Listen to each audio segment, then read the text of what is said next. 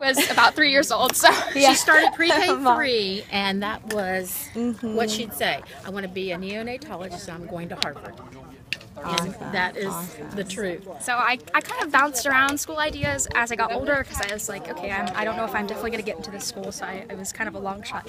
But so I had other ideas as high school went on, but I really always went back to this idea that I really want to go to Harvard. Yeah. Well, starting in 8th grade is when I kind of started preparing for college. Really, 9th grade was the definite year that I began my preparation. And some of the things that Biloxi's provided is that they have numerous AP courses, and I've been taking a lot of those since my 10th grade year, which is when they first offer them.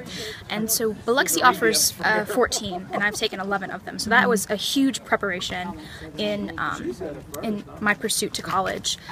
Also, the teachers here allow you to be very independent. They don't hold your hand through everything, but they're very guiding and very supportive. So that emulates a college classroom very well.